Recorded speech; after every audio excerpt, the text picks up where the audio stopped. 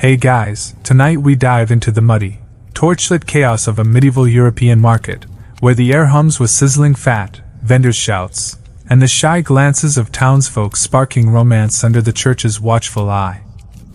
Picture yourself weaving through a crowd, your boots sticking to the muck, catching a weaver's smile as she hands you a loaf, her blush brighter than the stall's flickering flames. This isn't the fairy tale world of courtly knights, it's the gritty reality of medieval dating, where love's a gamble between duty and desire. Fair warning, you probably won't survive a day wooing in medieval times without tripping over a pig or a priest's sermon. So, before you get comfortable, take a moment to like the video and subscribe, but only if you genuinely enjoy what I do here. Drop a comment with where you're tuning in from and what time it is there. It's always wild to see who's joining us across the globe. Now dim the lights, maybe turn on a fan for that soft background hum, and let's ease into tonight's journey together. You're in a bustling 14th century English market square, where wooden stalls groan under bread, fish, and steaming pottage pots. The cobblestones are slick with ale spills and cabbage scraps, and the air's thick with smoke and livestock funk.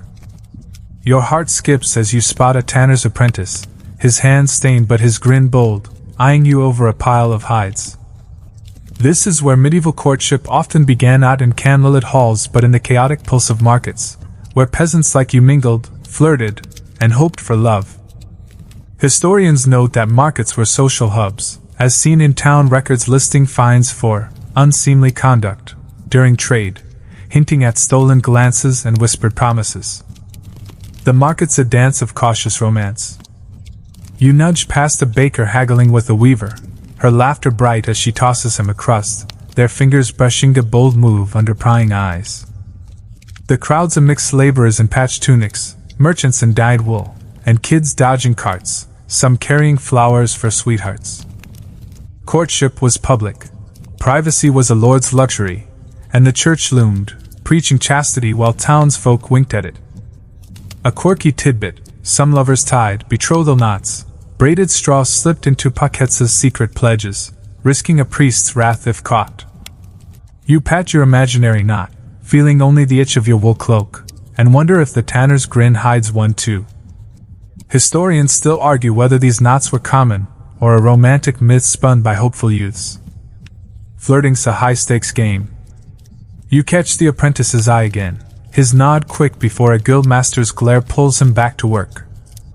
A wrong move too bold a smile, a linger too long could spark gossip or a fine, like the platform's thief you saw.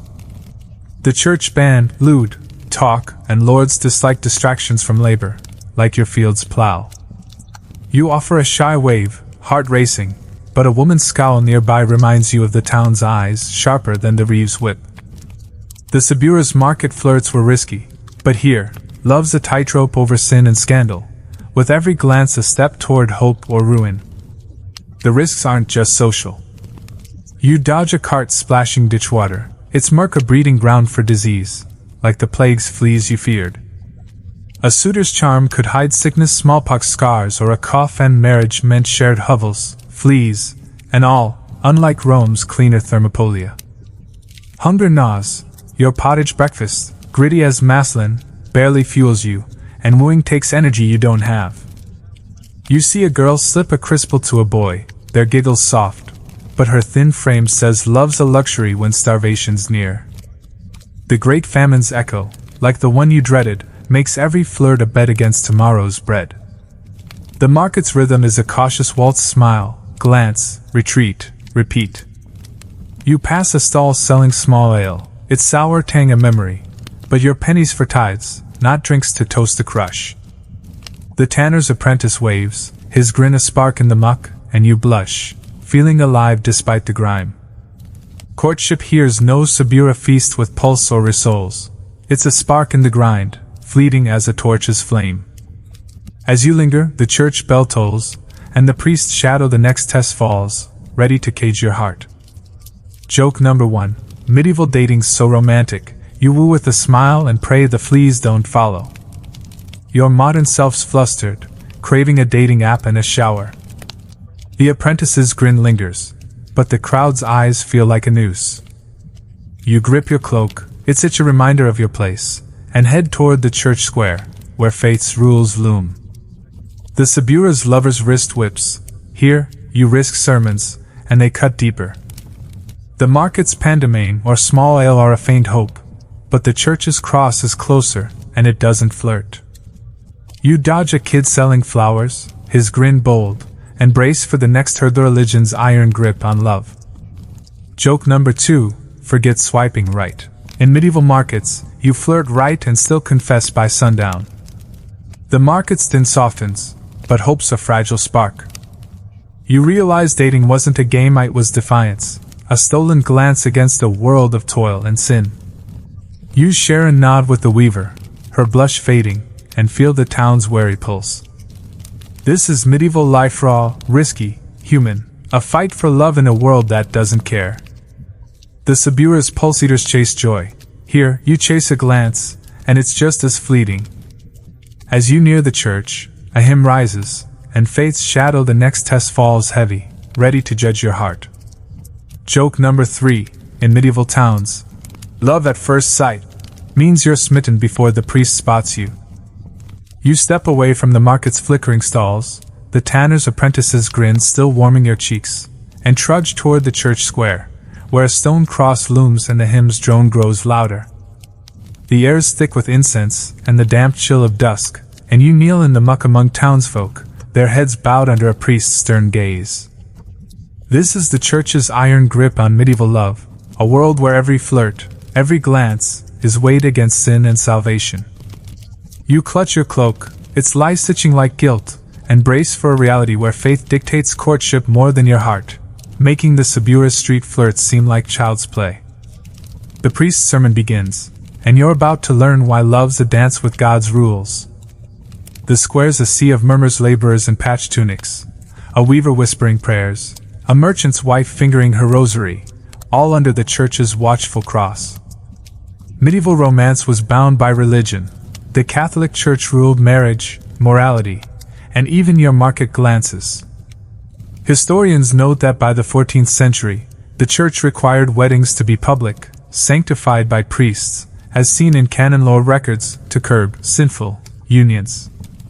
You feel the weight your shy wave to the apprentice could be lewd conduct, earning a fine or public shaming, like the thief on the platform. The priest rails against lust, his voice a whip, and you shrink, praying your blush doesn't betray you. You shift on your knees, the mud soaking your tunic, and notice a girl slip a rosary bead into her pocket, her eyes darting to a boy nearby. Love was a minefield, kissing before betrothal was a sin, and courtship needed parental and priestly nods. The church banned secret marriages called clandestine unions, but whispers of them persist, like the market's betrothal knots you hoped for.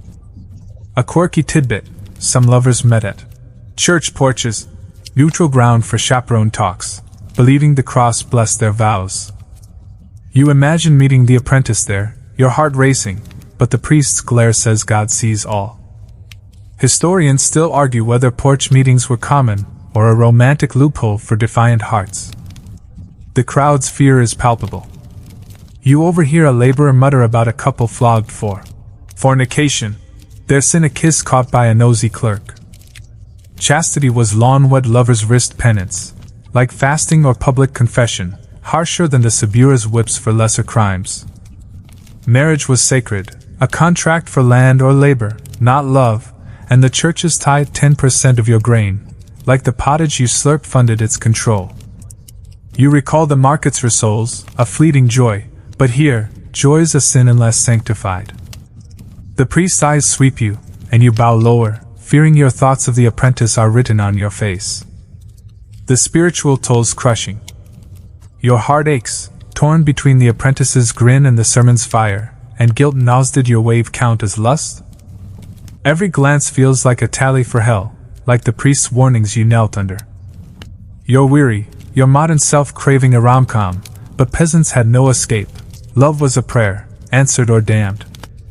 You see a woman clutch her rosary, tears streaking her face, and a man cross himself, his lips moving in panic. The Sabura's gods judged rituals.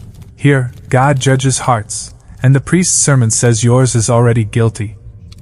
The social weight says heavy. You share a glance with the plowman, his eyes wary, and feel the church's cage flirt, and you're a sinner, stay chaste, and you're alone. The Lord's manor loomed, the church's cross binds tighter, its wealth and chalices mocking your pulse. You overhear a kid whisper of a girl shunned for a secret tryst, her family cast out, and see faith's blade hope for some, doom for others. Graffiti on a church wall reads, "Love is sin." A scrawl beside a crude heart, echoing the markets. God sees all. The feast day's pantomime was a spark. Here, fear's the meal, served with prayers. The sermon's rhythm is a fearful chant: kneel, pray, repent, repeat. You pass a vendor selling candles for mass, their wax a tax you can't pay, and save your penny for small ale, hoping it drowns the priest's words. The town's no haven, every bell, every cross traps your heart, a spiritual noose as real as the reeve's whip or the knight's sword. You adjust your tunic, its lice a guilty hum, and brace for a world where love's a sin unless God signs off. The Sabura's street loves were risky, here, they're heresy, and the stakes are eternal. As you rise, knees creaking, the crowd scatters, and the fields where peasant flirtations bloom call you back. Joke number 1. Medieval dating's so holy, you flirt with a prayer and confess by vespers. Your modern self's flustered, craving a date without a sermon. The apprentice's grin lingers, but the cross feels like a judge. You grip your cloak, praying to stay pure, and head toward the fields, where love might spark in the mud. The Sabura's lovers dodged whips, here you dodge hell, and it's a worse foe. The market's crisp bells or small ale are a faint hope, but the church's rules are closer, and they don't bend. You dodge a kid carrying a prayer book, his face grim, and brace for the next test flirting in the field's gritty freedom. Joke number 2. Forget love letters. In medieval towns, your crush gets a rosary and a penance. The square's bells fade, but fears your pulse. You realize dating wasn't romance, it was rebellion, a heart's fight against faith's chains. You share a nod with the plowman, his rosary dangling, and feel the town's trembling spirit. This is medieval life, raw, judged, human, a fight for love in a world that doesn't care. The Sabura's pulse eaters chase joy. Here, you chase a glance, and it's a sin. As you near the fields, a breeze carries hope, and the next ordeal peasant flirtations awaits in the mud. Joke number 3. In medieval towns, date night means sneaking a smile before the priest sends you to hell. You trudge away from the church square, the priest's sermon still burning your ears, and head toward the Lord's fields, where dawn's mist clings to furrows and the scent of turned earth mixes with manure. Your heart skips as you spot the tanner's apprentice from the market, his grin flashing as he hauls a sack of grain, his shoulders broad under a patched tunic. This is the gritty world of peasant flirtations, where love sparks in muddy fields under the reeve's glare and the church's shadow. You pause by a hedgerow, your cloak itching like guilt, and brace for a dance of shy glances and whispered words, riskier than the Sabura's market winks. The apprentice's nod quickens your pulse, and you're about to learn why medieval peasant romance bloomed in toil's brief gaps.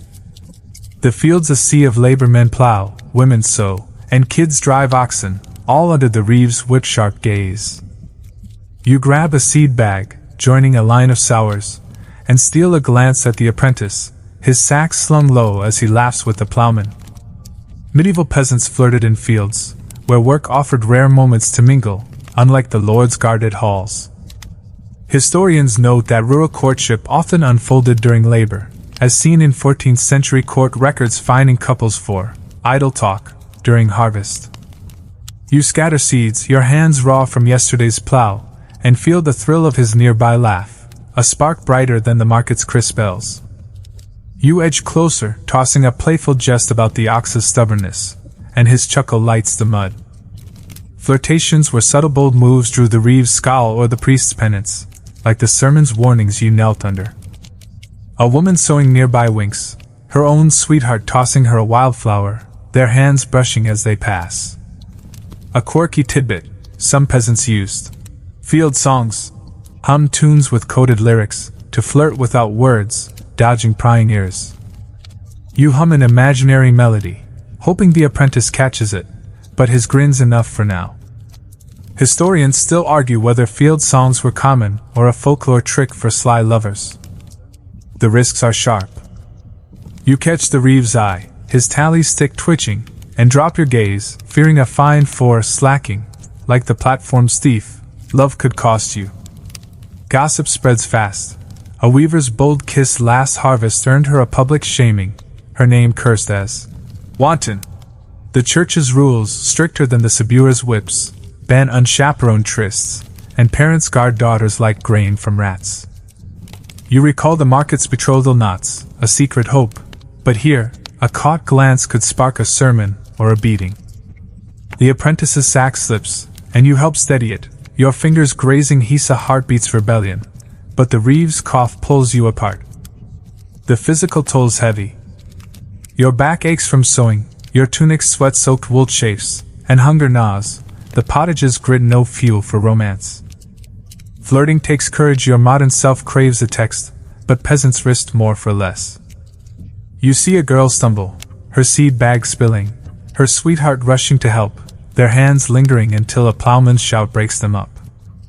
Malnutrition dulls your frame, like the market's pottage slurpers, and disease plagues, fleas, or smallpox could steal your suitor, as you feared in the town's lanes. The field's mud sucks your boots, and love feels fragile as a maslin crumb. The social strains a noose. You share a glance with the weaver, her wildflower tucked in her hair, and feel the town's eyes abers snitch, priests judge, and lords hate distractions from toil, like your field's ox. The church's chastity laws, harsher than the Sabura's penalties, make every flirt a sin, and parents barter daughters for land, not love. You overhear a plowman warn his son about a loose girl, her family shunned, and see the trap one misstep, and you're outcast, like the market's branded thief. Graffiti on a fence reads, "Love grows, lords reap." A scrawl beside a crude heart, echoing the church's, "God sees all." The feast day's pandemane was a joy. Here, love's a risk, served with dread. The field's rhythm is a cautious spark, so glance, hide, repeat. You pass a vendor selling apples, their tart promise no match for the apprentice's grin, but your penny's gone to tithes. The town's no haven, every fro, every glance is watched, a dance tighter than the reeve's tally or the priest's cross. You adjust your tunic, its lice a guilty buzz, and brace for a world where love's a rebellion, not a right. The Sabura's street flirts dodge crowds. Here, you dodge God, and the stakes are higher. As you scatter seeds, the apprentice hums a tune, and noble courtship's formal games the next test loom beyond the fields. Joke number 1. Medieval flirting so sweet, you woo with a wink and pray the reeve doesn't whip you. Your modern self's flustered, craving a date without spies.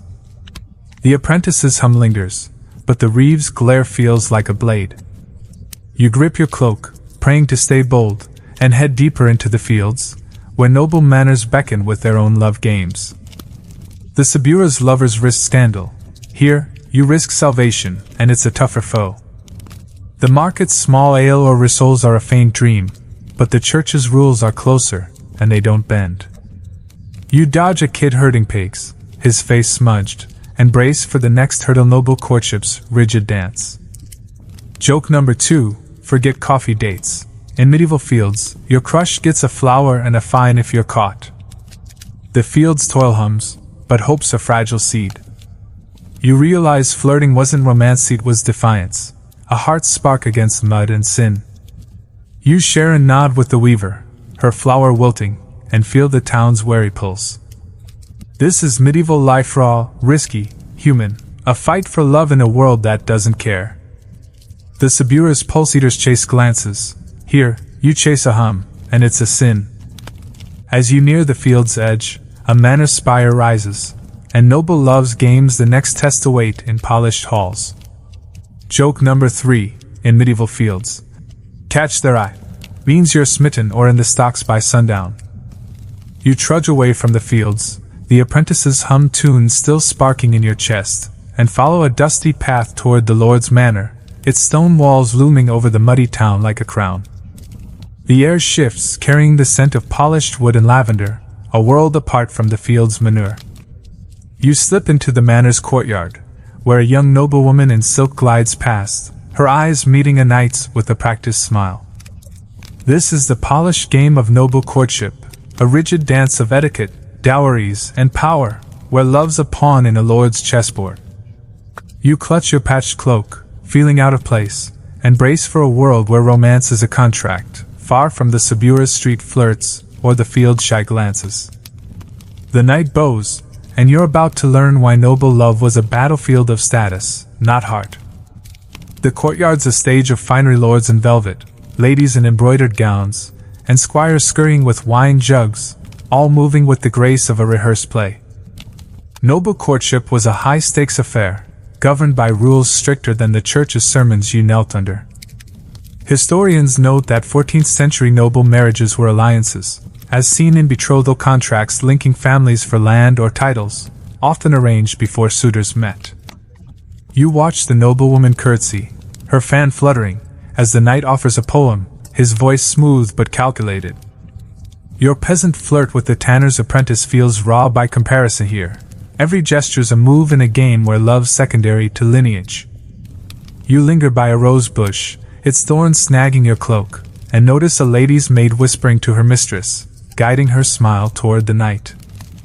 Courtship was choreographed. Nobles met at banquets, hunts, or tournaments, always chaperoned by maids or kin.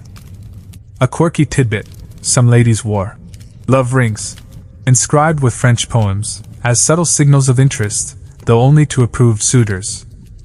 You pat your imaginary ring, feeling only the itch of lice, and doubt you'd ever wear one. Your tunic's patches scream villain, not vow. Historians still argue whether love rings were common tokens or a poetic flourish in courtly tales, like those you'll hear later. The risks are gilded but real. You overhear a lord warn his daughter of a suitor's debts, his voice chartreuse wrong, and her family's lands could crumble, unlike the field's simple fines for a stolen kiss. Scandal was a blade. A lady's bold glance, like your field flirt, could spark rumors, ruining her marriage prospects. Men faced less shame, but a knight's pursuit of a low match like you, a peasant, meant disgrace or disinheritance. The church loomed, banning unseemly courtships, as in the market sermons, and illicit love could mean exile or penance. You recall the Sabura's secret pulse-shared trysts, but here, a misstep's a fall from grace, not just gossip. The social toll's a velvet cage. You share a glance with the squire, his eyes wary, and feel the manor's hierarchy. Lords dictate, knights obey, and you're mud beneath their boots. The noblewoman's smile hides her leash. Her father's nod approves the knight, not her heart. You see a lady reject a suitor's gift, a silk ribbon, with a cold nod, her maid's whisper steering her choice. Power, not passion, rules marriage's sealed treaties, like the pandemonium you envied, while your field flirt was a heart's spark. The church's tithe, like the pottage you slurped, funds this splendor, but love's a lord's tool, not yours. The emotional strain's subtle but deep. You watch the knight's poem falter, his eyes searching the lady's face for a flicker of warmth, and feel the ink. Nobles, like peasants, craved love, but duty choked it. Your modern self yearns for a text or a date, but nobles played a longer game, their hearts pawned for land or honor. A lady's fan hides a sigh, and a lord's son, eyeing a rival's daughter, clenches his fist, his desire caged by politics. You recall the market's rissoles, a simple joy, but here, joy's a script, read under watchful eyes. The Sabura's pulse lover's wrist whips, here, nobles risk hearts, and the cost is colder. The courtyard's rhythm is a polished dance. Bow, smile, retreat, repeat. You pass a servant offering hypocraspus wine, not the small ale you know its tang and noble's teas, but your hands are empty, marked by the plow's blisters. The manor's no haven, every glance, every gift is weighed, a chessboard tighter than the field's reeve or the church's cross. You adjust your tunic, its lice a peasant's hum, and brace for a world where love's a lord's bargain, not a heart's choice. The Sabura's market flirts were raw. Here, they're silk, and just as risky.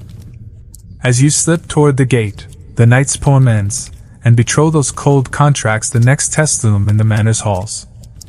Joke number 1. Noble courtship so romantic, you woo with a poem and pray the dowry's bigger. Your modern self's awed, craving a rom-com's ease. The lady's fan lingers, but the lord's nod feels like a noose. You grip your cloak, praying to stay unseen, and head toward the town, where betrothals deals bind hearts like chains. The Sabura's lovers dodge crowds. Here, nobles dodge ruin, and it's a sharper blade. The market's crisp bells or small ale are a faint hope, but the manor's wealth is closer, and it doesn't share. You dodge a squire rushing with a letter, his face tense, and brace for the next hurdle betrothal's grim bargains. Joke number 2. Forget dinner dates. In medieval manors, your crush gets a contract and a chaperone. The courtyard's hum fades, but ambition's the pulse. You realize noble love wasn't passionate with strategy, a heart's pawn in a lord's game. You share a nod with the squire, his eyes guarded, and feel the manor's cold spirit. This is medieval life raw, bound, human, a fight for love in a world that doesn't care. The Sabura's pulse eaters chase glances. Here, nobles chase power, and it's just as fleeting. As you near the town, a bell tolls, and betrothals shadow the next test falls heavy, ready to lock your heart. Joke number 3. In medieval manners, falling in love means landing a title or losing your head.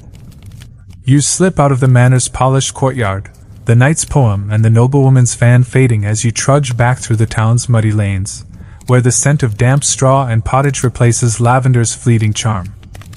Your heart still stirs from the tanner's apprentice's field hum, but a crowd near the tavern draws you in, where families haggle loudly, their voices sharp over clinking coins. This is the medieval world of betrothal, where love becomes a contract, sealed by parents, priests, and purses, not passion. You linger by the tavern, your cloak itching like the crowd's tension, as the weaver's father offers her hand to a blacksmith, their deal as cold as the Sabura's justice sacks. You're about to dive into a game where hearts are bartered, and your apprentice's spark risks being snuffed by duty. The tavern's a smoky hub, its air thick with ale and sweat, where families cluster around tables, piling bread crusts and promises. Betrothal was a medieval cornerstone, binding couples for land, labor, or lineage, often before they met. Historians note that 14th century betrothals were legal agreements, as seen in manor court records documenting disputes over broken vows, with families negotiating terms like merchants at the market's leek stall. You watch the weaver's father count coins, his daughter silent, her eyes on the floor as the blacksmith nods, his hammer-scarred hands sealing her fate. Your flirt with the apprentice feels like a stolen crystal sweet but fleeting, unlike this ironclad deal. You lean against the barrel, its wood sticky with ale, and notice a girl twist a straw, maybe a betrothal token, like the one you hoped for in the market. Negotiations where brutal parents weighed dowries, status, and skills, not love. A quirky tidbit some families used: hand fasting, a public clasp of hands to seal vows, sometimes testing the match for a year, though the church frowned on it. You imagine clasping the apprentice's hand, your heart racing, but the weaver's grim face says hand fasting's no escape from duty. Historians still argue whether hand fasting was a common rite or a loophole for desperate lovers dodging priests. The risks are stark. You overhear a laborer warn of a broken betrothal, the girl's family fined and shunned, her suitor fleeing to avoid a lord's wrath, like the platform's thief. A bad match could ruin marry too low, and you lose land, too high, and you're mocked, like a peasant eyeing a noble's comfits. The church's rules, harsher than the Sabura's whips, required priestly consent, and clandestine vows, like your field flirt's hum, risked excommunication. The weaver's father demands a cow for her dowry, and the blacksmith balks, their shouts drowning her voice. You feel for her, your own hopes for the apprentice tangled in family webs, where love's a pawn, not a player. The social toll's a heavy chain. You share a glance with the plowman, his eyes wary as he guards his sister, her suitor a tanner with no land. Betrothal-bound families, not just hearts your match affects kin, like the market's pottage fed all. The lord's manor looms, its knights arranging their own deals, while peasants barter cows or tools, as vital as the pantomime you envied. You see a mother scold her son for eyeing a poor girl, her dowry a single hen, and feel the trap loves a lord's game, and you're a villain, bound like the field's ox. Graffiti on the tavern wall reads, "Vows bind, hearts break." A scrawl beside a crude ring, echoing the fields. "Love grows, lords reap." The emotional strains a quiet ache. You watch the weaver's hands twist, her silence louder than the haggling, and feel the sting her heart, like yours for the apprentice, is a whisper in a storm of coins. Your modern self craves a choice, but peasants marry for survival, not sparks, unlike the Sabura's pulse-shared trysts. A boy offers his betrothed the ribbon, his grin shy, but her father's nod seals it, not her smile. Duty drowns desire, and you wonder if the apprentice's hum will fade under a father's deal, like the weaver's hopes. The feast days where souls were a joy, here, betrothal's a knot, tied tight with obligation. The tavern's rhythm is a cold bargain haggle, nod, bind, repeat. You pass a vendor selling small ale, its tang a memory, but your penny's gone to tides, and love's no currency here. The town's no haven, every table, every coin locks hearts tighter than the reeve's whip or the priest's cross. You adjust your tunic, its lice a bitter hum, and brace for a world where love's a deal, not a dream. The Sabura's flirts risk scandal. Here, they risk futures, and the stakes are grim. As you slip toward the market, the weaver's betrothal ends with a handshake, and dowriest next test loom like a lord's tax. Joke number 1. Medieval betrothals so romantic, you fall in love and wake up with a cow a debt. Your modern self's reeling, craving a date, not a deal. The apprentice's hum lingers, but the tavern's coins feel like chains. You grip your cloak, praying for a chance, and head toward the market, where dowries weigh heavier than hearts. The Sabura's lovers dodged whips. Here, you dodge contracts, and they're ironclad. The market's pantomime or crisp bells are a faint hope, but family deals are closer, and they don't bend. You dodge a kid carrying a betrothal gift to hen, squawking embrace for the next hurdle dowry's crushing price. Joke number 2. Forget engagement rings. In medieval towns, your love gets a goat and a priest's side-eye. The tavern's din fades, but duty's the pulse. You realize betrothal wasn't romance, it was survival, a heart's pawn in a family's game. You share a nod with the plowman, his sister's eyes downcast, and feel the town's heavy spirit. This is medieval life, raw, bound, human, a fight for love in a world that doesn't care. The Sabura's pulse eaters chase sparks. Here, you chase a vow, and it's a chain. As you near the market, a bell tolls, and dowry's shadow the next test falls heavy, ready to price your heart. Joke number 3. In medieval towns, popping the question means asking her dad and his accountant.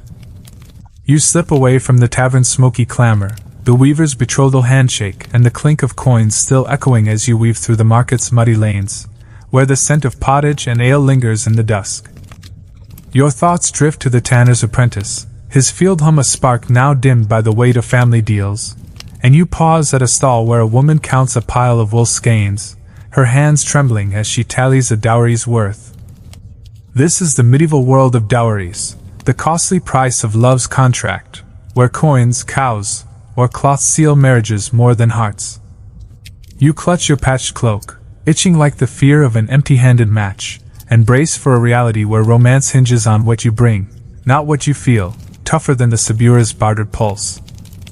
The woman's sigh catches your ear, and you're about to learn why dowries could break, or make a medieval match. The market's bustle softens, its stalls dim under torchlight, but the dowry's weight hangs heavy, every vendor's cry, every coin's clink a reminder of love's price. Medieval marriages required dowries, goods or money from the bride's family to secure her future and bind kin. Historians note that 14th century dowries varied widely, from land for nobles to tools for peasants, as seen in manor court records of betrothal disputes.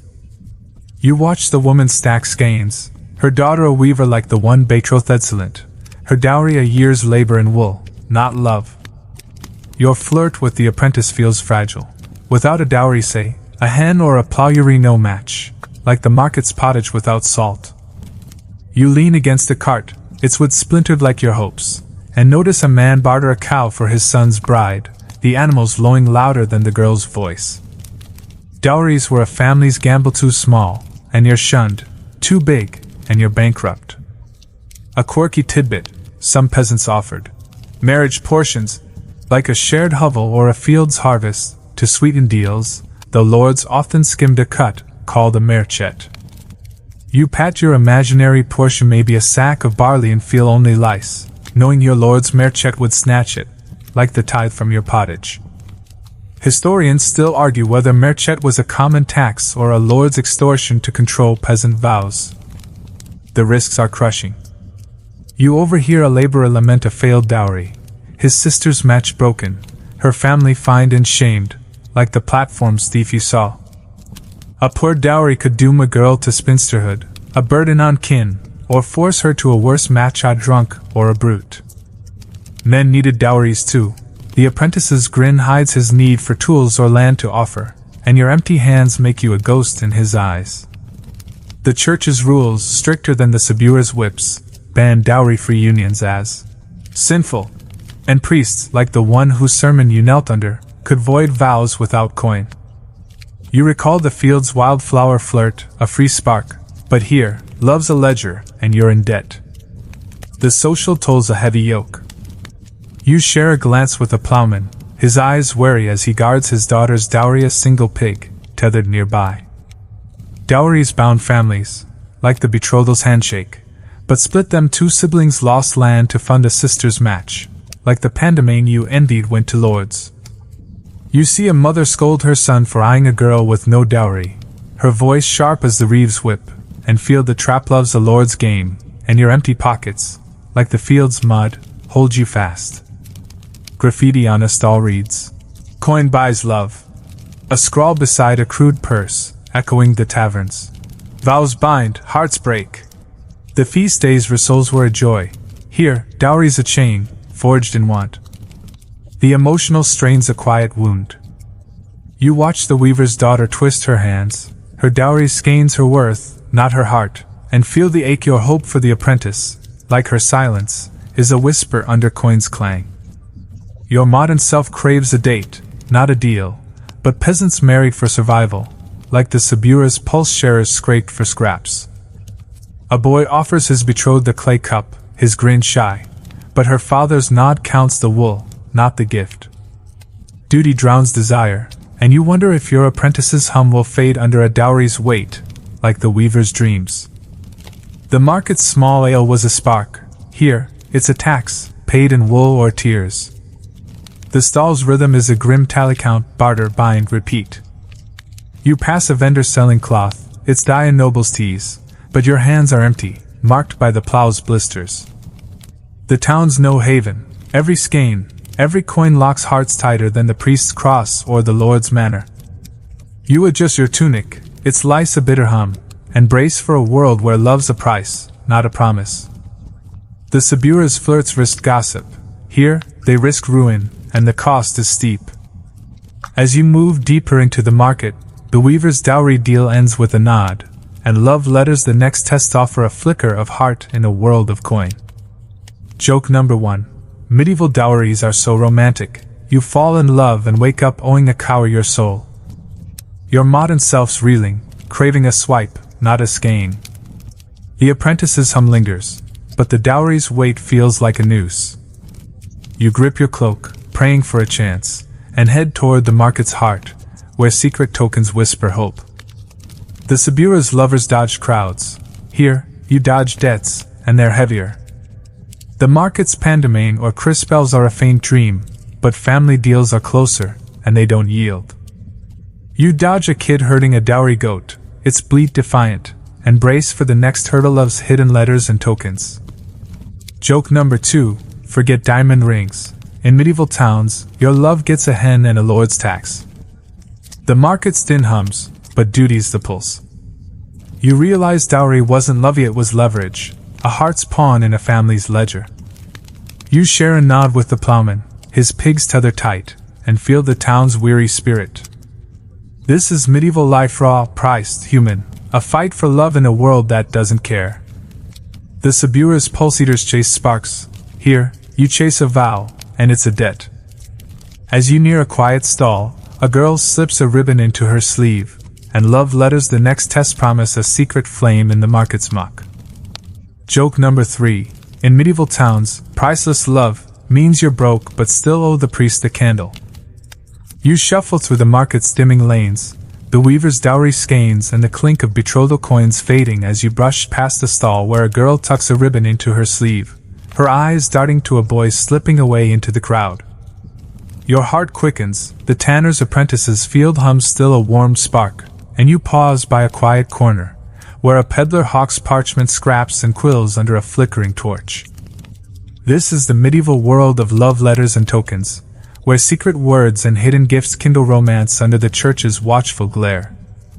You clutch your patched cloak, itching like the thrill of a forbidden note, and brace for a world where love whispers in ink and trinkets, riskier than the Sabura's stolen pulse. The peddler's sly grin meets yours, and you're about to dive into the delicate art of medieval devotion, where a ribbon could mean everything a ruin. The market's bustle softens, its torches casting shadows as vendors pack up, but the air hums with secret lovers' glances, hushed exchanges, a girl's ribbon a vow no priest sees. Medieval courtship thrived on tokens and letters, small acts of defiance against family deals and church rules. Historians note that 14th century love letters, often written by scribes for illiterate peasants, survive in archives like those of the Paton family, revealing heartfelt pleas alongside dowry talk. You imagine penning a note to the apprentice, your hands raw from the plow, but the peddler's quill costs a penny you don't have, like the small ale you passed up. You finger a scrap of cloth in your pocket, a makeshift token, and hope it's enough for his grin. You lean against the stall, its wood sticky with pottage spills, and watch a boy slip a carved wooden ring to a girl, their fingers brushing as she hides it in her kirtle. Tokens were love's currency, rings, ribbons, or braided straw, like the market's betrothal knots, carried heartbeats no dowry could buy. A quirky tidbit, some lovers exchanged. Posy rings, etched with rhymes like, "My heart is thine," hidden under sleeves to dodge prying priests. You pat your imaginary posy ring, feeling only lice, and wonder if the apprentice's hum hides such a trinket. Historians still argue whether posy rings were common among peasants, or a noble's fad trickling down, like the manor's comfits. The risks are a tightrope. You recall the church's sermon, its lash against lewd acts, and know a caught letter like the platform's thief could mean penance or shaming, worse than the field's reeve's wit. A girl's ribbon, if spotted, could spark gossip, branding her wanton, like the weaver's shunned suitor. The church banned secret vows, as you feared in the square, and parents, like the dowry's coin counters, crushed unsanctioned love. You slip your cloth scrap deeper into your pocket, heart racing, praying it stays hidden from the priest's cross or a nosy neighbor's tongue. The Sabura's flirt's wrist whips. Here, a note risks your soul, and the stakes feel eternal. The emotional toll's a quiet fire. You watch the girl clutch her ring, her smile soft but her eyes wary, and feel the ache her heart, like yours for the apprentice, beats against a world of duty. Your modern self craves a text, but peasants poured souls into ink, risking all for a word. A boy whispers to his sweetheart, passing a folded parchment, his grin bold until a guildmaster's glare scatters them.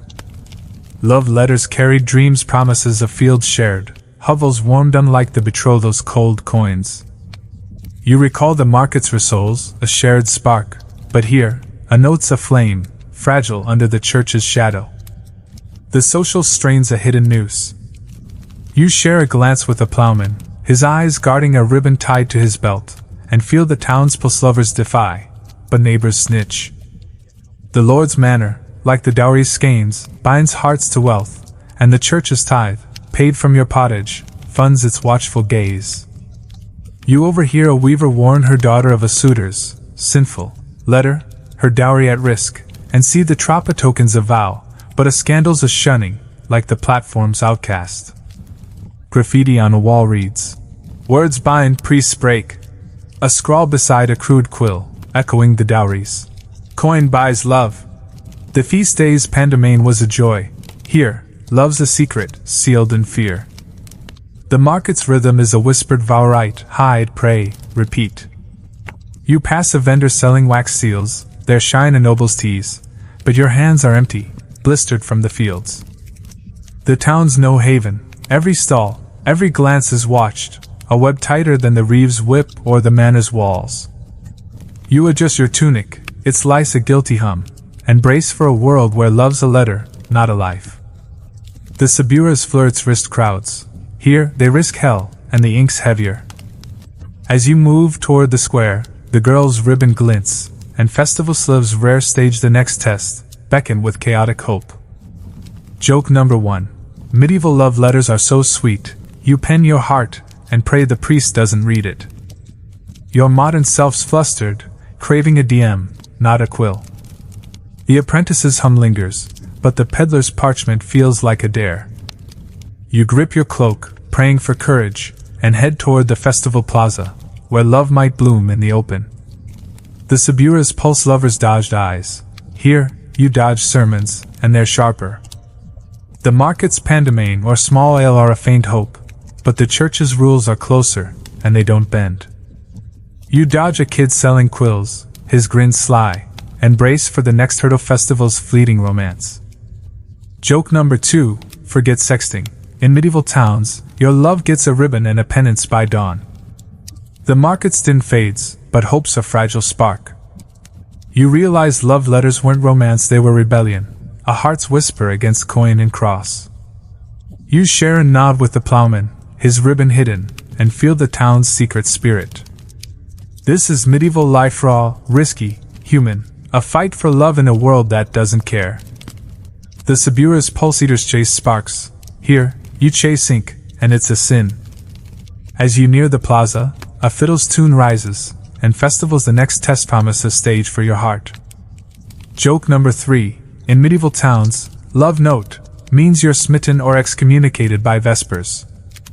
You slip away from the peddler's quiet stall, the tanner's apprentice's hum and the ribbon's secret glow still kindling your heart, and follow a lively fiddle's tune toward a torchlit plaza, where the market transforms into a chaotic festival. The air hums with roasting pork, clinking tankards, and laughter, as townsfolk dance in a whirl of patched cloaks and dyed kirtles.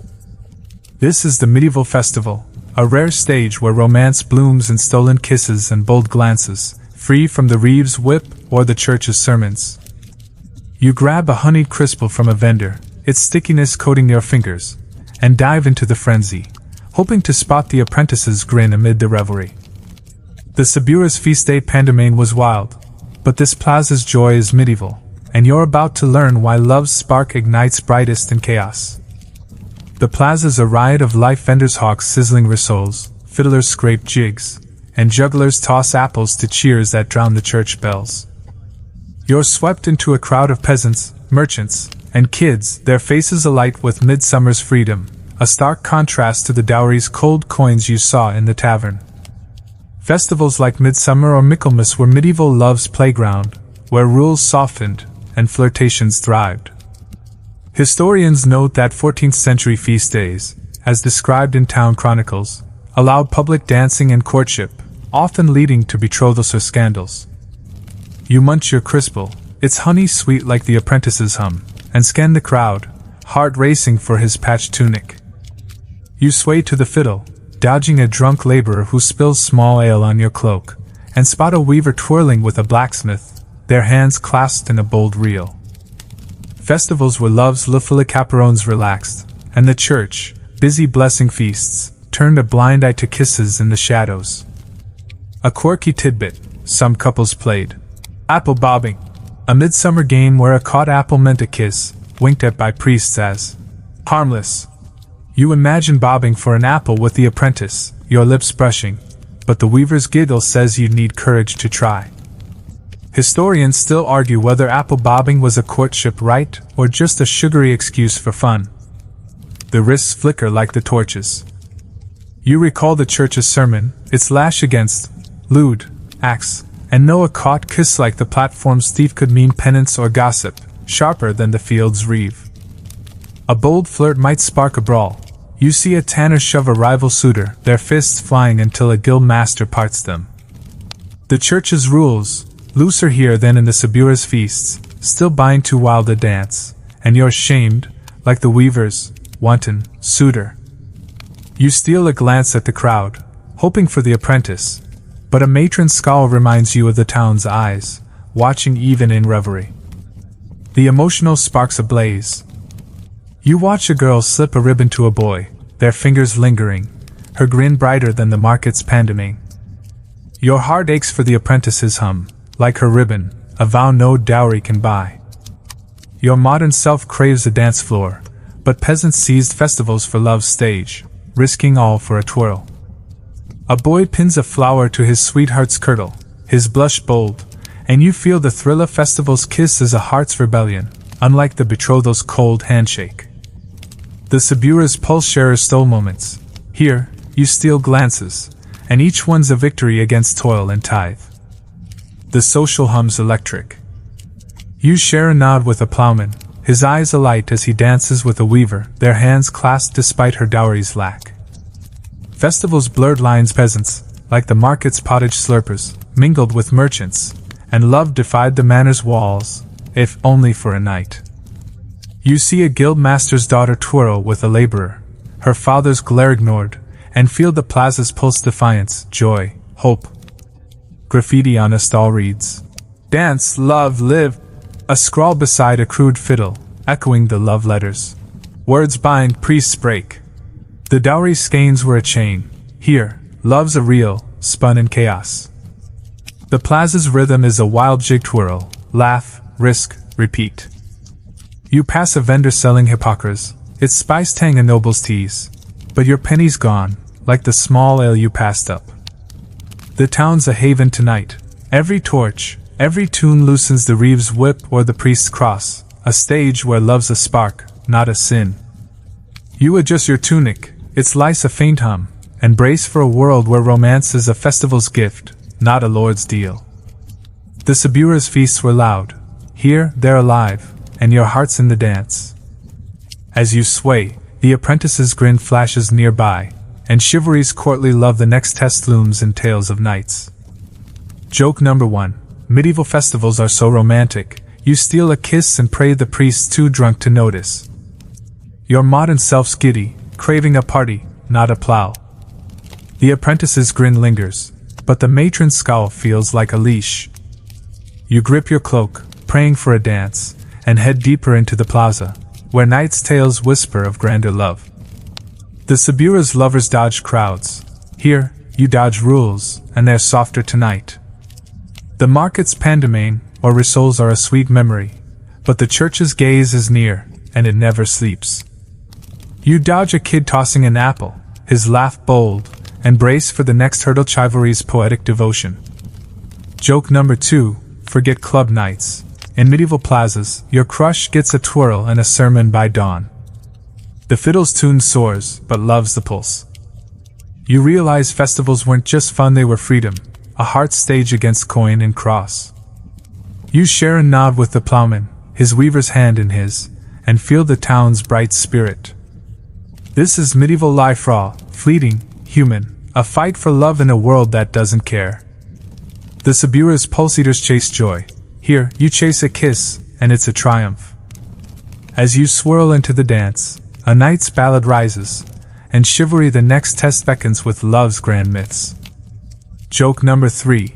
In medieval festivals, catch her eye means you're smitten or dodging her dad's fist by midnight. You sway away from the festival plaza's torchlit whirl, the crisple's honey still sticky on your fingers and the apprentice's grin a spark in your chest, as you drift toward a quieter corner where a minstrel strums a lute, singing of a knight's devotion to his lady fair.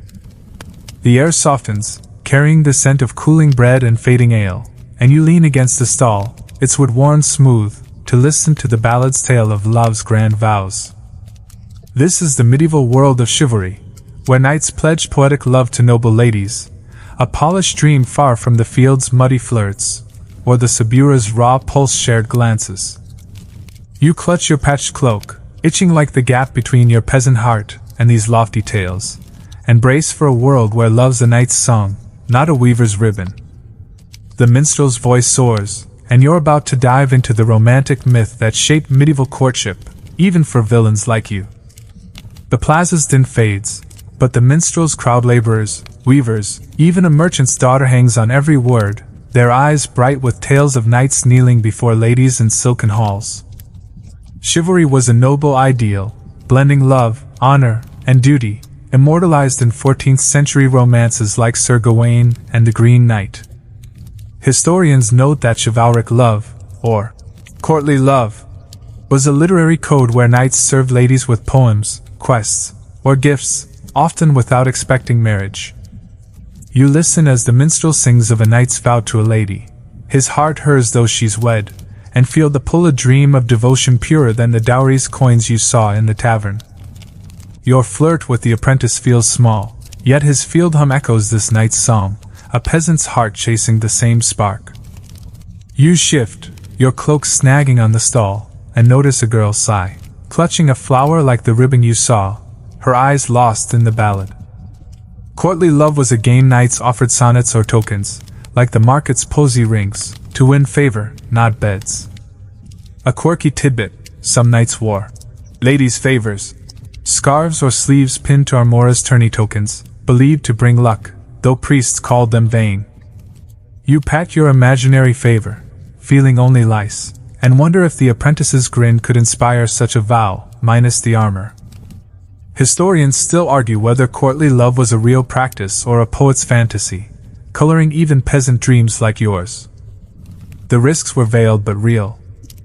You recall the manor's courtship, where a knight's poem hid land deals, and no chivalric love could spark scandal. A lady's favor to a wrong knight, like your field flirt, risked her honor, as the church's sermons warned. Knights face danger too. A quest for love, like the minstrel's tale, could mean death in tourneys or wars, unlike the Sabura's street brawls. The crowd murmurs of a knight exiled for loving a lord's wife, his name shunned, like the platform's thief. You steal a glance at the weaver, her flower a peasant's echo of chivalry, and feel the thrill a bold heart could win glory or ruin, even in the fields.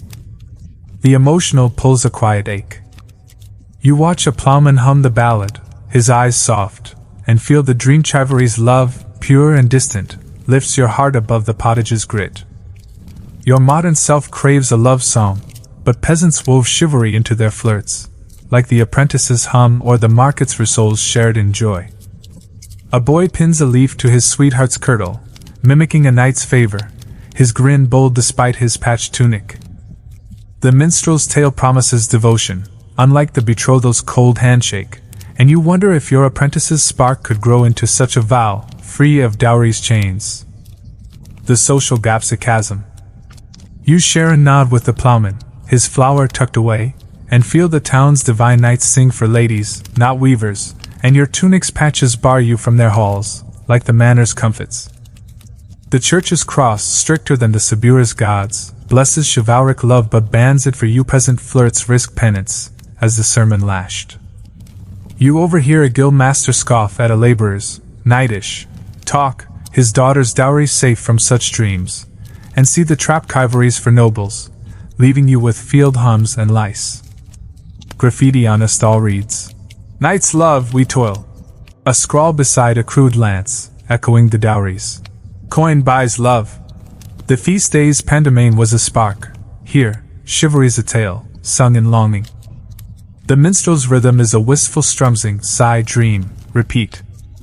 You pass a vendor selling hypocras, its spice a knight's tease, but your penny's gone, like the small ale you passed up. The town's no stage, every ballad, every glance is weighed, a web looser than the reeve's whip but tighter than the field's mud. You adjust your tunic, its lice a peasant's hum, and brace for a world where love's a song, not a life. The Sabura's flirts were raw, here, their poetry, but just as fleeting. As you drift toward the market, the minstrel's tale ends, and forbidden love the next test looms in whispered scandals. Joke number 1. Chivalric love so grand, you vow your heart, and pray the knight doesn't pawn it. Your modern self's enchanted, craving a playlist, not a plow. The apprentice's hum lingers, but the minstrel's nights feel like a taunt. You grip your cloak, praying for a spark, and head toward the market's heart, where secrets hide darker loves. The Sabura's pulse lovers dodged eyes. Here, you dodge rules, and they're ironclad. The market's pandemane or rissoles are a faint hope, but the church's gaze is near, and it doesn't dream. You dodge a kid singing the ballad, his voice high, and brace for the next hurdle forbidden love's dangerous risks. Joke number 2. Forget love songs. In medieval towns, your crush gets a sonnet and a sermon by vespers. The plaza's tune fades, but longing's the pulse. You realize chivalry wasn't just romance, it was escape, a heart's dream against toil and tax. You share a nod with the plowman, his flower hidden, and feel the town's wistful spirit. This is medieval life, raw, distant, human, a fight for love in a world that doesn't care. The Sabura's pulse eaters chase sparks. Here, you chase songs, and they're a sin. As you near the market, a whisper rises, and forbidden love the next test beckons with perilous flames. Joke number 3. In medieval towns, knight in shining armor means he's got a poem and you've got a penance. You drift away from the minstrel's lute, the knight's ballad and the plowman's flower still tugging at your heart, and weave back into the market's shadowy lanes, where torchlight flickers and whispers hum behind stalls. The air's thick with cooling pottage and the tang of spilled ale, but a hushed giggle catches your ear. A girl and a laborer slip behind a cart, their hands clasped, eyes darting for spies. This is the perilous world of forbidden love in medieval times, where secret trysts defy church, lord, and family, risking scandal or worse. Your cloak itches like the thrill of the tanner's apprentice's hum, now a dangerous spark under the priest's cross. You pause by a darkened stall, heart racing, and brace for a reality where love's a crime, fiercer than the Sabura's sacked rebels. The giggle fades, and you're about to dive into the shadows where hearts burn brightest and break hardest. The market's bustle is a low hum now, its vendors gone, but secrets thrive in the dusk-stolen glances, hidden hands, a ribbon tucked away like the one you saw. Forbidden love was a medieval wildfire, flaring against the church's chastity laws and family betrothals. Historians note that 14th-century court records, like those of York's ecclesiastical courts, document illicit affairs, unwed lovers, secret vows, or adulterous trysts punished with penance or exile. You imagine meeting the apprentice behind a stall, his grin bold but his voice low, your field hum a vow no priest would bless. The girl's giggle, like your hope, is a spark in a tinderbox, ready to ignite gossip or ruin, worse than the platform's thief you saw. You lean against the cart, its wood damp with night dew, and spot a weaver slip a note to a tanner, their fingers brushing before she vanishes into the crowd. Forbidden love thrived in cracks, market corners, field hedgerows, or church porches after dark, like the betrothal knots you dreamed of. A quirky tidbit some lovers used: moonlight odes, whispered vows under a full moon, believed to bind hearts beyond the church's reach, though priests called them heresy. You whisper an imaginary oath to the apprentice, feeling only lice, and doubt it'd hold against the bailiff's whip. Historians still argue whether moonlight oaths were common or a romantic myth spun by desperate hearts, like the chivalric songs you heard. The risks are a blade's edge. You recall the church's sermon, its lash against lust, and know a caught tryst like the dowry's broken D could mean public shaming, flogging, or banishment, harsher than the Sabura's street penalties.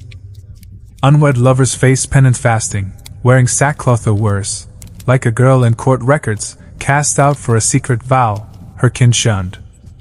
Adultery was deadlier. A married lover, like the weaver's note passer, risked death if her husband caught her, as lords upheld honor with blood. You slip your cloth scrap, your token deeper into your pocket, heart pounding, fearing a neighbor's snitch, sharper than the reeve's whip in the fields. The emotional toll's a hidden wound. You watch the weaver's eyes, bright but fearful, and feel the ache her heart, like yours for the apprentice, burns against a world of coin and cross.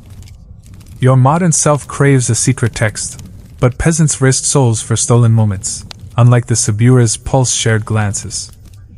A boy lingers by a stall, his face tense as he waits for his lover, her ribbon in his hand, their trysted defiance of dowry's skeins. Love's a fire here, warming but deadly, unlike the festival's safe crystal-shared kisses. You wonder if your apprentice's hum could survive a secret's cost, or fade like the minstrel's ballad. The social noose tightens. You share a glance with the plowman, his eyes guarding a folded parchment, and feel the town's pulse lovers rebel, but spies abound. The church's tithe, like your pottage's price, funds its watchful gaze, and lords, like the manor's knights, crush defiance to keep order, as in the betrothal's handshake. You overhear a matron hiss about a wanton girl, her tryst caught, her dowry lost, and see the ripple scandal breaks families, like the platform's outcast. Graffiti on a wall reads, "Love burns, God judges." A scrawl beside a crude flame, echoing the chivalric, "Knight's love, we toil." The festival's pandemane was a spark. Here, love's a sin, paid in shame. The night's rhythm is a secret pulse whisper, hide, pray, repeat. You pass a vendor's abandoned stall, its cloth a lover's cloak, and save your penny for small ale, hoping it dulls the fear. The town's no refuge. Every shadow, every whisper is watched, a web tighter than the priest's sermons or the manor's walls. You adjust your tunic, its lice a guilty hum, and brace for a world where love's a crime, not a crown. The Sabura's flirts risk crowds. Here, they risk hell, and the stakes are eternal. As you move toward the market's heart, the weaver's note vanishes, and marriage's duty the next test looms like a lord's command. Joke number 1. Forbidden love so thrilling, you steal a kiss and pray the priest doesn't steal your soul. Your modern self's torn, craving a fling, not a flogging. The apprentice's hum lingers, but the weaver's fear feels like a warning. You grip your cloak, praying for courage, and head toward the square, where marriage's chains bind tighter than love's flames. The Sabura's pulse lovers dodged eyes.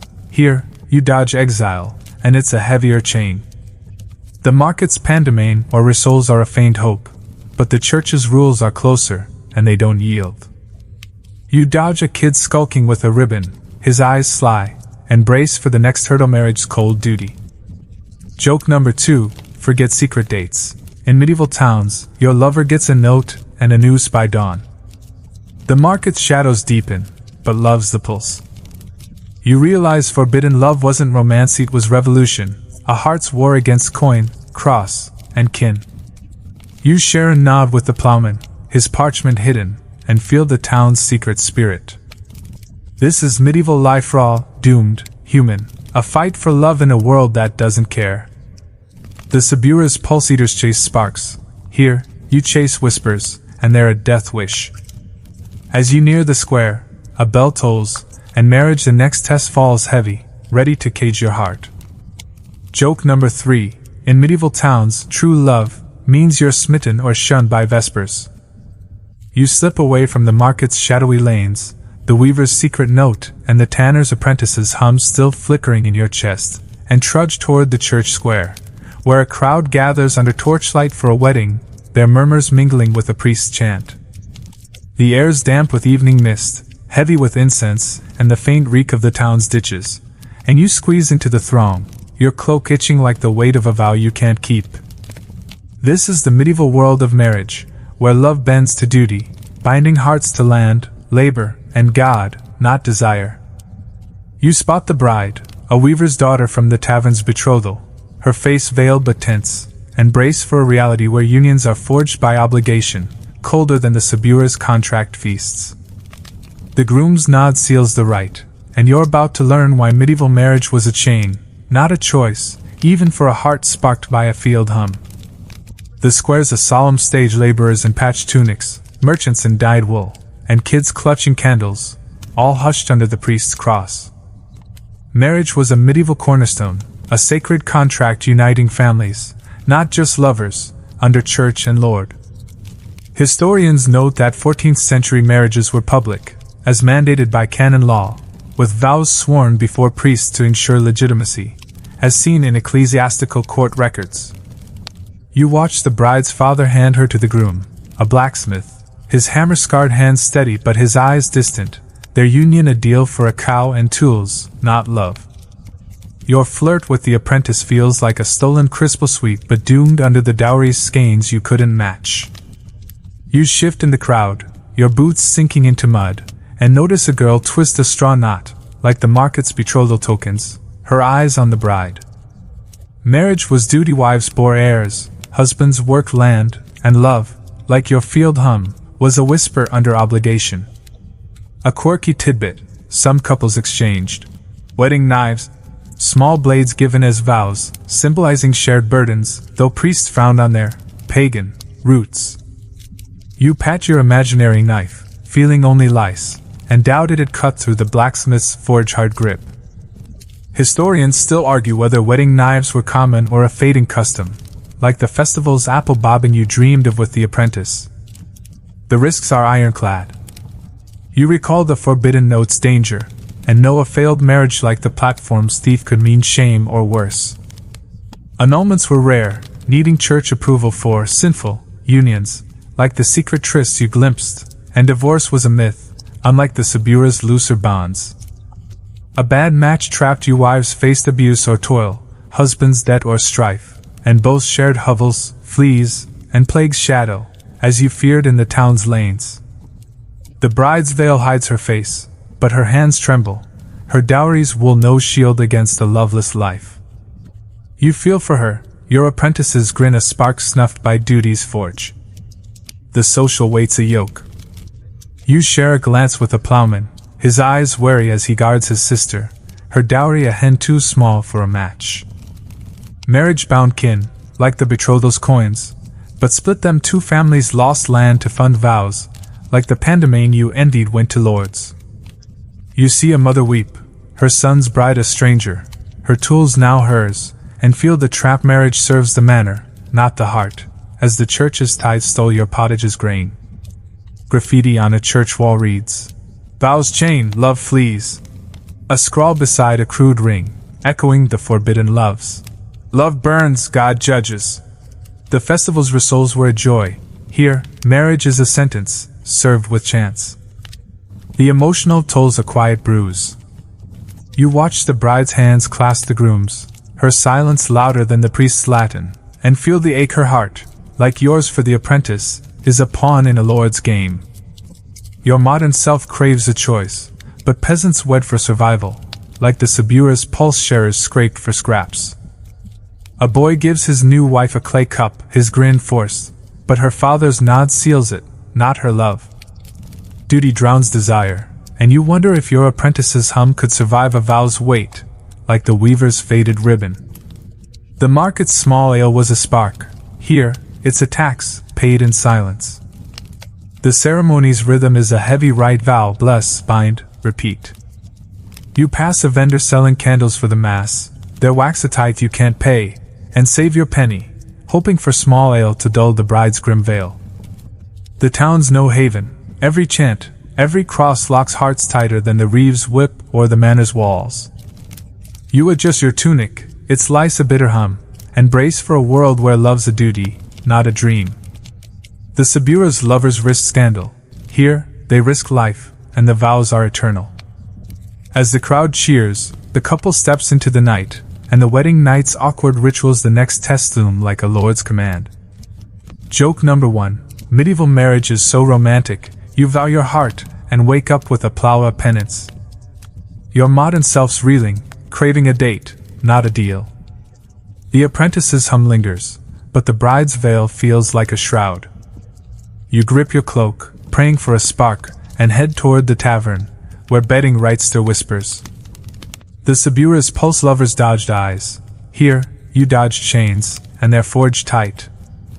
The market's pandemane or crisp bells are a faint hope, but the church's rules are closer, and they don't yield. You dodge a kid waving a wedding candle, his grin bold, and brace for the next hurdle, the wedding night's public gaze. Joke number 2. Forget honeymoons. In medieval towns, your love gets a vow and a village audience by midnight. The square's bells toll, but duty's the pulse. You realize marriage wasn't love, it was labor, a heart's pawn in a lord's ledger. You share a nod with the plowman, his sister's eyes downcast, and feel the town's weary spirit. This is medieval life, raw, bound, human, a fight for love in a world that doesn't care. The Sabura's pulse eaters chase sparks. Here, you chase vows, and they're a cage. As you near the tavern, a cheer rises, and the wedding night, the next test falls heavy, ready to bear your heart to the crowd. Joke number 3. In medieval towns, I do means you're wed or wishing you'd fled by vespers. You weave through the church square's fading crowd, the weaver's veiled vows and the priest's chant still heavy in your ears, and follow a raucous throng toward a tavern, where torchlight spills onto the mud and laughter erupts like a burst of ale. The air's thick with roasted pork and the yeasty tang of small ale, as townsfolk shove their way inside, jeering and toasting the newlywed couple. The blacksmith and his bride now led to a curtained bed in the tavern's back room. This is the medieval wedding night, a public spectacle of awkward rituals, where love's private spark is bared to a rowdy crowd's gaze. You clutch your patched cloak, itching like the nervous thrill of imagining your own night with the tanner's apprentice, and brace for a world where betting's a communal jest, not a quiet embrace, louder than the Sabura's feast day cheers. The bride's blush peeks through her veil, and you're about to dive into the chaotic rites that seal medieval unions. The tavern's a smoky uproar, laborers slam tankards, weavers dance drunken jigs, and a minstrel strums a bawdy tune, his grin as bold as the crowd shouts. Medieval wedding nights were public affairs, with bedding ceremonies, ensuring the marriage's consummation under witnesses' eyes. Historians note that 14th century records, like those of noble weddings, described communal rituals to confirm unions, though peasant beddings, as seen in village tales, were rowdier, like the festival's reels you joined. You squeeze past the tanner, his ale-soaked laugh roaring as he toasts the groom, who's pushed toward the curtain, his face redder than the market's rissoles. Your flirt with the apprentice feels a world away, his field hum a private spark, unlike this loud, leering rite. You lean against a beam, its wood sticky with spilled hippocras, and watch the bride's mother lead her to the bed, her veil trembling as maids scatter herbs, rosemary for luck, rue for Puridian, the straw mattress. Bedding was a ritual, not romance. Witnesses, from kin to neighbors, ensured the couple's union was sealed, guarding against annulments like the church's rules you feared. A quirky tidbit, some townsfolk tossed bridal grains, barley or oats on the bed, believed to boost fertility, though priests called it pagan. You imagine barley on your bed with the apprentice, your heart racing, but the crowd's jeers say privacy's a lord's dream. Historians still argue whether bridal grains were common or a rustic superstition, like the field's love songs. The risks are a public sting. You recall the forbidden note's peril, and know a failed betting like the platform's thief could spark shame or worse. If the couple faltered, as whispered in court records, the marriage could be voided, branding them impotent or sinful, harsher than the Sabura's scandal whips. Gossip was a blade. A bride's hesitation, like your field flirt's hum, could fuel years of taunts, and a groom's stumble meant mockery or a lord's ire. The blacksmith's grin wavers as a drunk shouts a jest, and the bride's hands clutch her veil, her dowry's wool no shield against the crowd's eyes. You feel their dread, your apprentices spark a secret too fragile for this stage. The emotional toll's a raw flush. You watch the bride's mother nudge her forward, her eyes downcast, and feel the ache her heart, like yours for the apprentice, is bared to a crowd, not a lover. Your modern self craves a quiet night, but peasants face bedding's glare, their love a performance, unlike the Sabura's pulse-shared whispers. A boy toasts the couple, his tankard high, but his bride's sister weeps, her own betrothal looming, like the tavern's coins. Duty drowns desire, and you wonder if your apprentice's hum could survive this tavern's roar, or fade like the weaver's ribbon under a priest's sermon. The festival's pantomime was a joy. Here, betting's a trial, served with jeers. The social wait's a drunken press.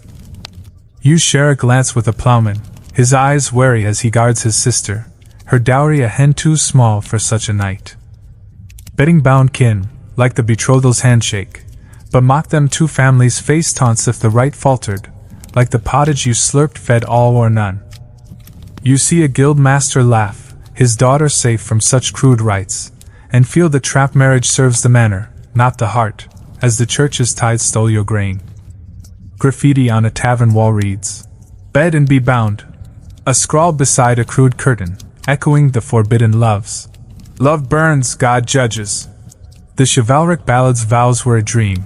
Here, love's a jest, paid in blushes. The ceremony's rhythm is a rowdy chant toast, jeer, bed, repeat.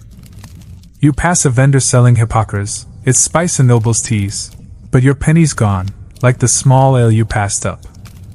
The tavern's no haven. Every shout, every shove strips the couple bare, a web louder than the reeve's whip or the priest's cross. You adjust your tunic, its lice a nervous hum, and brace for a world where love's a public stage, not a private flame. The Sabura's feasts were chaotic. Here, they're raw, and the couple's dread is the cost. As the curtain closes, the crowd roars, and adultery's sinful temptations the next test loom in whispered tales. Joke number 1. Medieval wedding nights are so intimate, you share your love with a priest and a drunk tanner. Your modern self's cringing, craving a lock, not a crowd. The apprentice's hum lingers, but the bride's blush feels like a warning. You grip your cloak, praying for a spark, and head toward the market's edge, where whispers of sin stir darker loves. The Sabura's pulse lovers dodged eyes. Here, you dodge jeers, and they cut deep. The market's pandemane where crisp bells are a faint hope, but the church's gaze is near, and it doesn't sleep. You dodge a kid waving a torch, his laugh wild, and brace for the next herd adultery's dangerous flames. Joke number 2. Forget private getaways. In medieval towns, your love gets a bed and a village choir by midnight. The tavern's roar fades, but shames the pulse. You realize bedding wasn't romance, it was ritual, a heart stage for a town's eyes. You share a nod with the plowman, his sister's eyes wide, and feel the town's mocking spirit. This is medieval life raw, exposed, human, a fight for love in a world that doesn't care. The Sabura's pulse eaters chase sparks. Here, you chase vows, and they're a cage. As you near the market, a whisper rises, and adultery the next test beckons with forbidden heat. Joke number 3. In medieval towns, wedded bliss means you're bound or blushing before the whole square by vespers. You weave through the church square's fading crowd, the weaver's veiled vows and the priest's chant still heavy in your ears, and follow a raucous throng toward a tavern, where torchlight spills onto the mud and laughter erupts like a burst of ale. The air's thick with roasted pork and the yeasty tang of small ale, as townsfolk shove their way inside, jeering and toasting the newlywed couple. The blacksmith and his bride now led to a curtained bed in the tavern's back room. This is the medieval wedding night, a public spectacle of awkward rituals, where love's private spark is bared to a rowdy crowd's gaze. You clutch your patched cloak, itching like the nervous thrill of imagining your own night with the tanner's apprentice, and brace for a world where bedding's a communal jest, not a quiet embrace, louder than the Sabura's feast day cheers. The bride's blush peeks through her veil, and you're about to dive into the chaotic rites that seal medieval unions. The tavern's a smoky uproar, laborers slam tankards, weavers dance drunken jigs, and a minstrel strums a bawdy tune, his grin as bold as the crowd shouts. Medieval wedding nights were public affairs, with bedding ceremonies, ensuring the marriage's consummation under witnesses' eyes. Historians note that 14th century records, like those of noble weddings, described communal rituals to confirm unions, though peasant beddings, as seen in village tales, were rowdier, like the festival's reels you joined. You squeeze past the tanner, his ale-soaked laugh roaring as he toasts the groom, who's pushed toward the curtain, his face redder than the market's rissoles. Your flirt with the apprentice feels a world away, his field hum a private spark, unlike this loud, leering rite.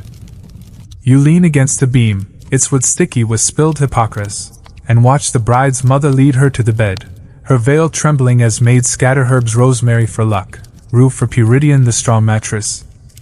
Bedding was a ritual, not romance. Witnesses, from kin to neighbors, ensured the couple's union was sealed, guarding against annulments like the church's rules you feared. A quirky tidbit: some townsfolk tossed bridal grains, barley or oats on the bed, believed to boost fertility, though priests called it pagan. You imagine barley on your bed with the apprentice, your heart racing, but the crowd's jeers say privacy's a lord's dream. Historians still argue whether bridal grains were common or a rustic superstition, like the field's love songs. The risks are a public sting. You recall the forbidden note's peril, and know a failed betting like the platform's thief could spark shame or worse. If the couple faltered, as whispered in court records, the marriage could be voided, branding them impotent or sinful, harsher than the Sabura's scandal whips. Gossip was a blade. A bride's hesitation, like your field flirt's hum, could fuel years of taunts, and a groom's stumble meant mockery or a lord's ire.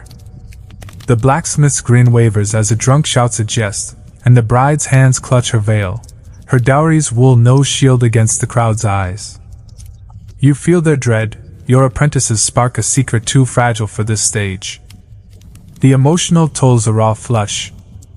You watch the bride's mother nudge her forward, her eyes downcast, and feel the ache her heart, like yours for the apprentice, is bared to a crowd, not a lover. Your modern self craves a quiet night, but peasants face betting's glare, their love a performance, unlike the Sabura's pulse-shared whispers. A boy toasts the couple, his tankard high, but his bride's sister weeps, her own betrothal looming, like the tavern's coins. Duty drowns desire, and you wonder if your apprentice's hum could survive this tavern's roar, or fade like the weaver's ribbon under a priest's sermon. The festival's pandemane was a joy. Here, betting's a trial, served with jeers. The social wait's a drunken press. You share a glance with a plowman, his eyes wary as he guards his sister, her dowry a hen too small for such a night. Betting bound kin, like the betrothal's handshake, but mock them two families face taunts if the right faltered, like the pottage you slurped fed all or none. You see a guild master laugh, his daughter safe from such crude rites, and feel the trap marriage serves the manner, not the heart, as the church's tithe stole your grain. Graffiti on a tavern wall reads, "Bed and be bound." A scrawl beside a crude curtain, echoing the forbidden loves. Love burns, God judges. The chivalric ballad's vows were a dream. Here, love's a jest, paid in blushes. The ceremony's rhythm is a rowdy chant toast, jeer, bed, repeat. You pass a vendor selling hypocras, its spice a noble's tease, but your penny's gone, like the small ale you passed up. The tavern's no haven. Every shout, every shove strips the couple bare, a web louder than the reeve's whip or the priest's cross. You adjust your tunic, its lice a nervous hum, and brace for a world where love's a public stage, not a private flame. The Sabura's feasts were chaotic. Here, they're raw, and the couple's dread is the cost. As the curtain closes, the crowd roars, and adultery's sinful temptations the next test loom in whispered tales. Joke number 1. Medieval wedding nights are so intimate, you share your love with a priest and a drunk tanner. Your modern self's cringing, craving a lock, not a crowd. The apprentice's hum lingers, but the bride's blush feels like a warning. You grip your cloak, praying for a spark, and head toward the market's edge, where whispers of sin stir darker loves. The Sabura's pulse lovers dodged eyes. Here, you dodge jeers, and they cut deep. The market's pandemane, where crisp bells are a faint hope, but the church's gaze is near, and it doesn't sleep. You dodge a kid waving a torch, his laugh wild, and brace for the next herd adultery's dangerous flames. Joke number 2. Forget private getaways. In medieval towns, your love gets a bed and a village choir by midnight. The tavern's roar fades, but shames the pulse. You realize betting wasn't romance, it was ritual, a heart stage for a town's eyes. You share a nod with the plowman, his sister's eyes wide, and feel the town's mocking spirit. This is medieval life raw, exposed, human, a fight for love in a world that doesn't care. The Sabura's pulse eaters chase sparks. Here, you chase vows, and they're a cage. As you near the market, a whisper rises, and adultery the next test beckons with forbidden heat. Joke number 3. In medieval towns, wedded bliss means you're bound or blushing before the whole square by vespers. You slip away from the market's shadowed lanes, the weaver's illicit note, and the tanner's apprentices hum fading like embers, and trudge toward the churchyard, where a widow in a faded kirtle kneels by a fresh grave, her hands twisting a rosary as whispers of new suitors swirl among the crowd. The air's heavy with damp earth and incense, a stark contrast to the tavern's wedding night jeers, and you pause by a weathered cross, your cloak itching like the flicker of hope in her eyes. This is the medieval world of widowhood, a fragile second chance at love where grief, duty, and desire collide under the church's watchful gaze. You brace for a reality where a widow's heart, like your field flirt's spark, seeks new light in a town bound by sin and status, riskier than the Sabura's whispered pulse trysts. The widow's sigh catches your ear, and you're about to explore why love's encore was both freedom and a trap in medieval life. The churchyard's a somber hush, its crowd laborers, weavers, a merchant eyeing the widow's land murmuring softly as a priest blesses the grave. Widowhood offered women a rare chance to remarry, balancing grief with agency in a world ruled by men. Historians note that 14th century widows, as seen in manor court records, could inherit land or craft rights, making them prized suitors, though remarriage often required lord's consent. You watch the widow rise, her kirtle patched but her posture firm, as a blacksmith out your apprentice offers a shy nod, his hammer-calloused hands hinting at a dowry's worth. Your flirt with the apprentice feels distant now, his hum a spark overshadowed by the widow's chance to rewrite her story, unlike the betrothal's cold coins. You shift by the cross, its stone cold against your cloak, and notice a girl slip a mourning wreath onto a grave, her eyes on the widow. Widows were free to court, unlike the weaver's bound bride, but their choices were watched by kin, church, and lords hungry for their land, like the pottage you slurped fed all or none.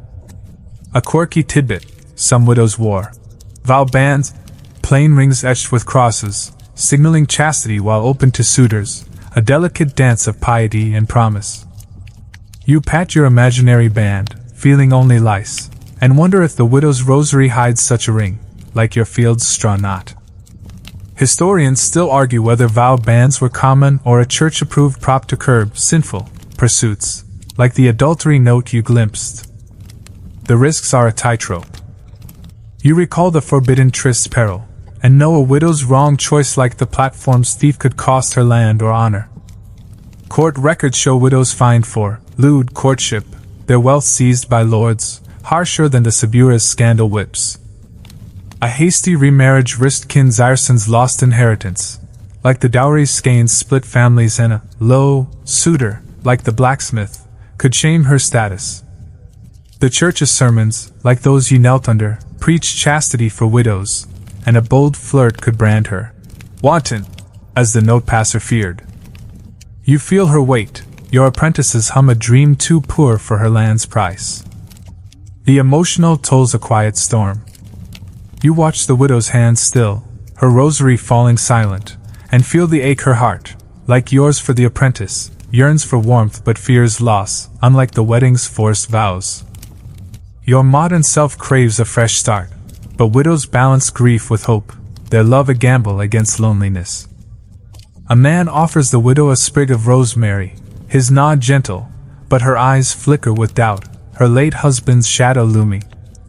Widowhood's a second chance, unlike the festival's fleeting crystal kisses, but it's laced with pain, and you wonder if your apprentice's spark could light such a path, or fade like the weaver's note. The social web's a tangled net.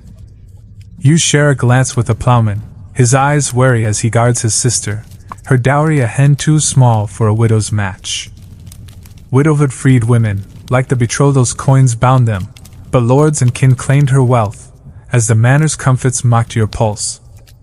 You overhear a merchant whisper of the widow's land, his suitors offer a grab for fields, not love, and see the trap remarriage serves power, not passion, like the church's tithe stole your grain.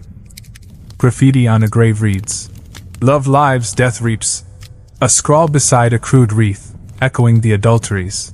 Sin loves, God slays. The chivalric ballad's vows were a dream.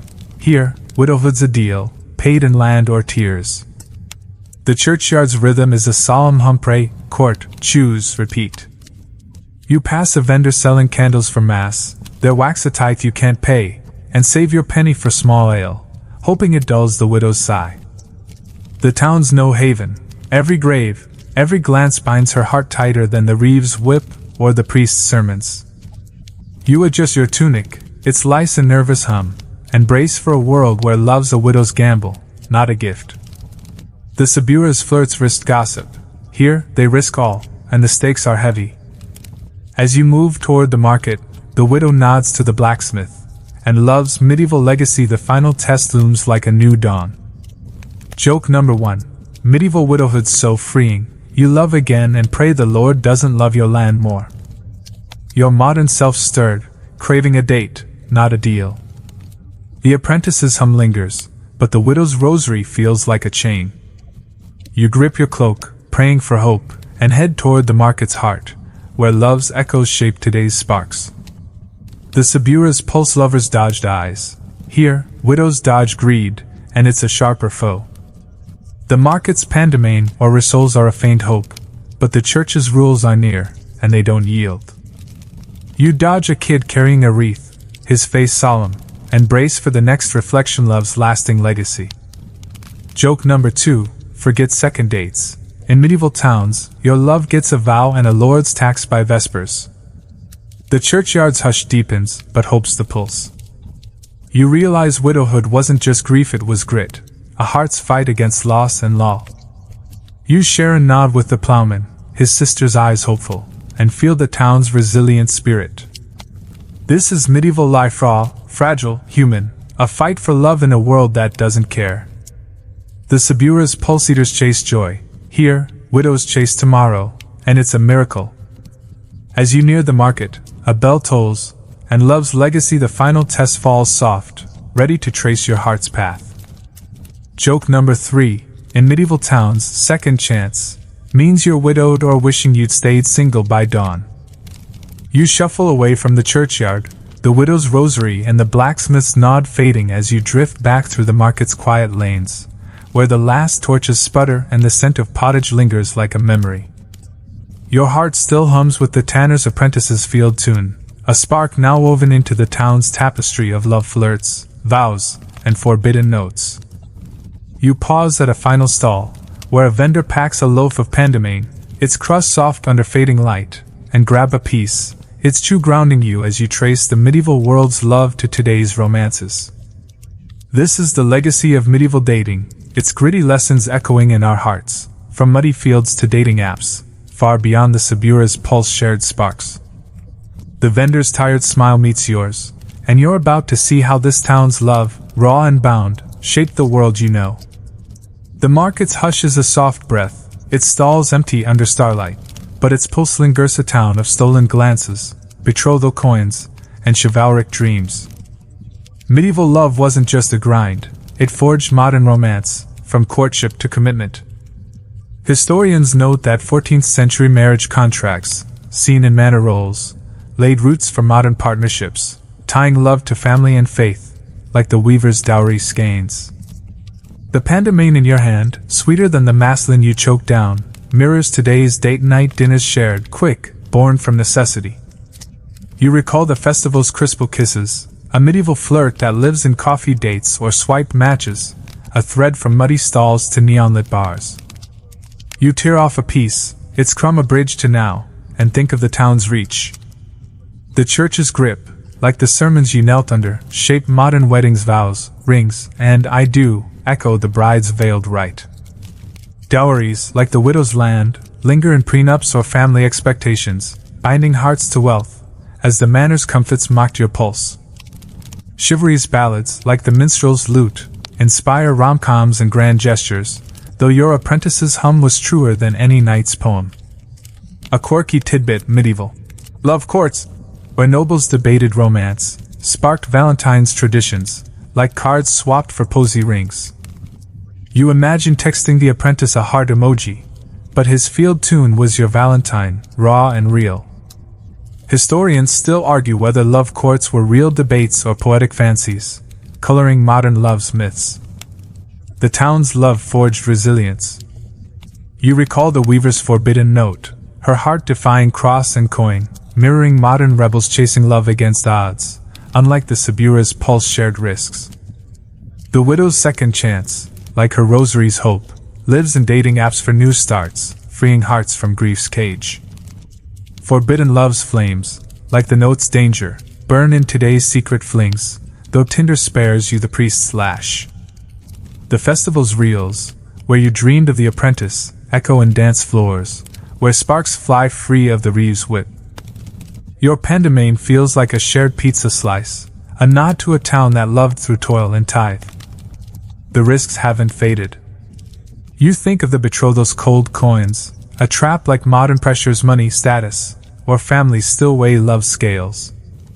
The church's sermons linger in moral debates, and gossip, sharper than the platform's jeers, cuts hearts online or off. Yet the town's spirit-defiant, communal shines. You see the plowman's ribbon, the widow's nod, and feel their echo in couples fighting norms or sharing takeout, like the market's rissoles. The Sabura's lovers survived scandal.